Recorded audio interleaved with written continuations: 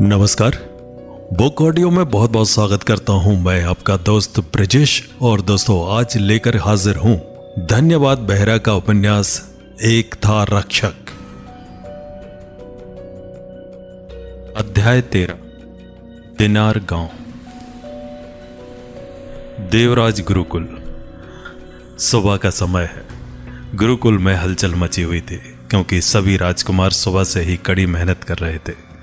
छोटे राजकुमारों ने बड़े ध्यान से भव्य सामने के दरवाजों को फूलों की जीवंत मालाओं से सजाया, जबकि अन्य ने लगन से पंखुड़ियों को अलग किया और उन्हें गुरुकुल की ओर जाने वाले रास्ते पर बिखेर दिया, जिससे फूलों का एक रंगीन और सुगंधित कालीन बन गया।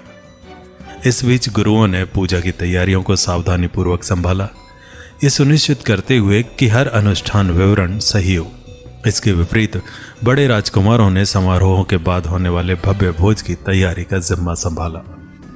जीवंत रसोई में जहां ताजे पके हुए भोजन की खुशबू हवा में भर रही थी, ध्रुवा एक बड़े कढ़ाई के पास खड़ा था। अभ्यास के कौशल के साथ खीर को हिला रहा था। रुद्र के आने से उसकी एकाग्रता थोड़ी देर के लिए भंग हुई, जो ताजी कटी हुई सब्जियां लेकर आया था। रुद्र के चेहरे पर एक चिढ़ाने वाली मुस्कान थी जब वो हवा को सूंघते हुए उसके करीब झुका। रुद्र मजाकी अंदाज में, वाह ध्रुवा वाह, आज की खीर का स्वाद ही अलग है। सिर्फ इसकी खुशबू ने ही मुझे अपना काम खत्म करने के बाद यहाँ खींच लिया। यह सुनकर ध्रुवा अपनी हंसी रोक नहीं पाया। उसने शालीनता से जवाब देते हुए अपने चेहरे पर मुस्कान बिखेरी। ध्रुवा, प्रशंसा के लिए धन्यवाद राजकुमार। रुद्र चेहरे पर मुस्कान रखे, पता है ध्रुवा, दक्ष ने कहा है कि आज गुरु शिव हमें दिनार गांव ले जा रहे हैं दशहरा पर्व दिखाने। कहा जाता है कि वहां का दशहरा पर्व बहुत लोकप्रिय है और विश्व प्रसिद्ध है। वहां पर देश विदेश से सभी लोग आकर अपने अपने दुकान पर सभी प्रकार की वस्तुओं को बेचते हैं। और मेले का क्या कहना, मैंने ये भी सुना है कि मेले में बहुत सारा खेल भी खेला जाता है और तो और मनोरंजन का भी आयोजन किया जाता है। ध्रुवा ने मन ही मन कुछ सोचकर राजकुमार रुद्र से पूछा, पर अगर ऐसी बात है तो इन पिछले 7 सालों में हमारे गुरु वहां हमें घुमाने क्यों नहीं ले गए? क्योंकि दशहरा पर्व तो सभी वर्ष मनाया जाता है ना। रुद्र मुस्कुराते हुए, पता नहीं, पर लगता है कि ये हमारा अंतिम शिक्षा वर्ष है ना, इसी कारण से गुरुदेव हम सबको वहां ले जा रहे हैं, एक अंतिम विदाई की तरह। ये कहकर रुद्र अपनी रसोई में लग जाता है। जैसे ही शाम का आसमान शांत धुंधले में बदल गया, गुरुकुल दशहरा पूजा के आनंदमय उत्सव से जीवंत हो उठा। अलंकृत दीवारों पर तेल के दियों की गर्म चमक टिमटिमा रही थी और हवा मंत्रों, हंसी और पटाखों की चटकती आवाज से भर गई थी। राजकुमार और गुरुओं ने सद्भाव से काम किया। गुरुकुल के हर कोने को पहले से ही चहल पहल वाले बाजार से खरीदे गए पटाखों से रोशन किया।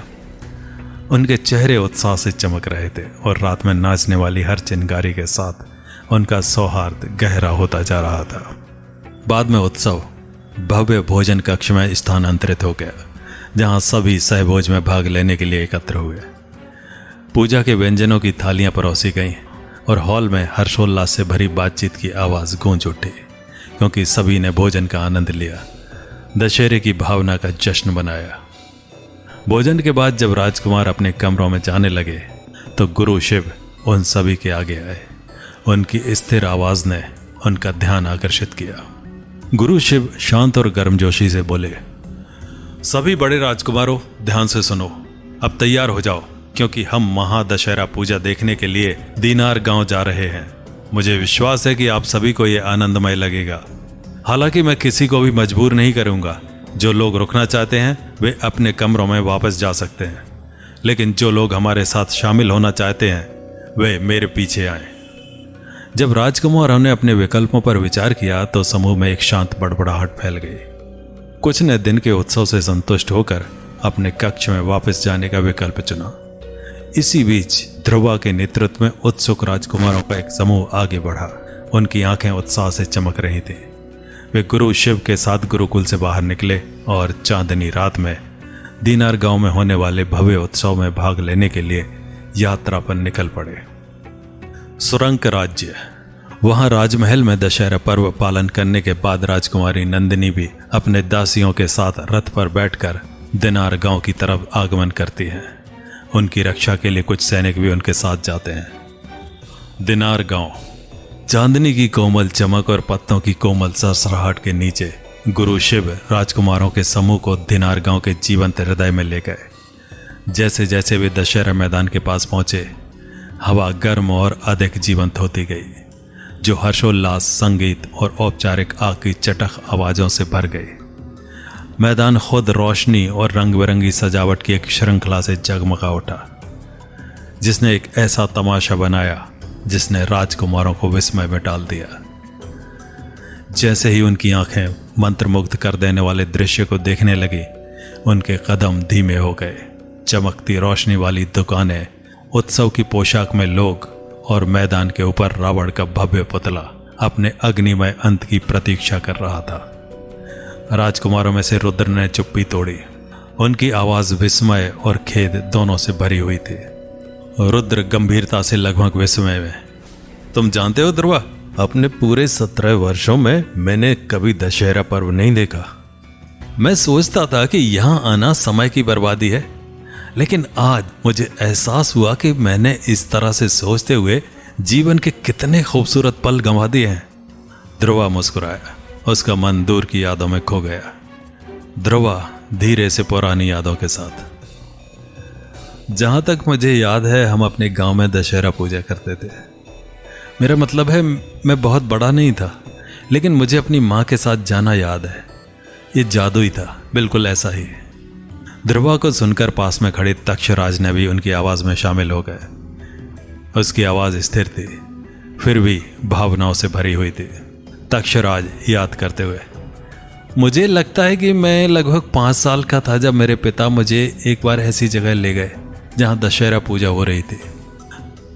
जब उनके चारों ओर चहल पहल वाला उत्सव शुरू हुआ, गुरु शिवा ने सभी राजकुमारों को दशहरा मेले की जगमगाती रोशनी में एक जगह इकट्ठा किया। उनकी आवाज शांत लेकिन आज्ञाकारी, जीवंत बातचीत को चीरती हुई निकल गई। गुरु शिव दृढ़ता से लेकिन गर्मजोशी से, ठीक है राजकुमारों, हर किसी के लिए अपने आप को तलाशने का समय आ गया है। जब चाहें जहां चाहें घूमने के लिए स्वतंत्र हैं, और जो भी आपकी रुचि है उसे खरीदने के लिए स्वतंत्र हैं। हालांकि ये याद रखें, एक बार समय पूरा हो जाने पर हम यहाँ फिर से इकट्ठा होंगे और अपने गुरुकुल वापस जाएंगे, समझे? राजकुमारों ने उत्साहपूर्वक जवाब दिया। उनकी आवाजें एक साथ मिल गई। जी गुरुदेव। इसके साथ ही समूह बिखर गया। प्रत्येक राजकुमार मेले के जीवंत आकर्षण से मोहित होकर अलग अलग दिशाओं में चला गया। हंसी, संगीत और व्यापारियों की आवाजें हवा में भर गई। इसी बीच रुद्र की तेज आंखों ने पास के खेत के किनारे एक भीड़ को देखा। वो अपने साथियों ध्रुवा और तक्ष की ओर मुड़ा। उसकी जिज्ञासा बढ़ गई। रुद्र, अरे वहां देखो, लोगों का एक समूह साथ खड़ा है, चलो उसे देखते हैं। ये किसी तरह की प्रतियोगिता की तरह लग रहा है। जैसे ही सूरज ढलने लगा, गांव पर सुनहरी चमक बिखेरते हुए राजकुमारी नंदिनी और उनकी दासियां दीनार गांव के प्रवेश द्वार के पास पहुंची। हवा दूर से चल रहे उत्सव की आवाजों से भरी हुई थी, लेकिन जैसे ही वे प्रवेश द्वार के पास पहुंची, उनके सामने जो नजारा था वो अप्रत्याशित था। गांव में जाने वाली सड़क सकरी थी, जो उन भव्य रास्तों से बिल्कुल अलग थी जिन पर वे अपने शाही रथों में यात्रा करने के आदी थे। मीना संकीर्ण मार्ग को देखते हुए, ऐसा लगता है कि यहां से हमें पैदल जाना होगा राजकुमारी, रथ के लिए रास्ता बहुत छोटा है। राजकुमारी नंदिनी के माथे पर चिंता की लकीरें उभर आईं, क्योंकि उन्होंने आगे के सीमित रास्ते को देखा। मीना की ओर मुड़ते हुए उनकी आवाज में भ्रम और झिझक का संकेत था। नंदिनी चिंतित होकर, लेकिन क्यों? मीना ने ज्ञानपूर्ण दृष्टि से शांत भाव से कहा, ऐसा लगता है कि इस साल गांव वालों ने एक बहुत छोटा स्वागत द्वार बनाया है। ऐसा लगता है कि वे परंपरा के अनुसार सभी को पैदल प्रवेश करने का इरादा रखते हैं। राजकुमारी नंदिनी ने गहरी सांस ली। उनकी आंखें उनके सामने छोटे से प्रवेश द्वार को देख रही थी। वो एक पल के लिए रुकी, फिर एक नरम लेकिन दृढ़ मुस्कान के साथ उन्होंने अपना निर्णय लिया। नंदिनी दृढ़ निश्चयी स्वर में, ठीक है, अगर सभी भक्त पैदल चल रहे हैं तो हम भी चलेंगे। हम सभी की तरह दशहरा पूजा का अनुभव करेंगे। राजकुमारी नंदिनी आगे बढ़ी। उनके पीछे उनकी दासियां भी थीं। वे एक साथ दिनार गांव की ओर जाने वाले संकरे रास्ते पर आगे बढ़े। परंपरा और त्योहार की भावना को अपनाते हुए उनके कदम उत्सुकता से हल्के थे। और अगले अंक में राजकुमारी का भविष्य। तो मिलते हैं अगले अंक में। नमस्कार।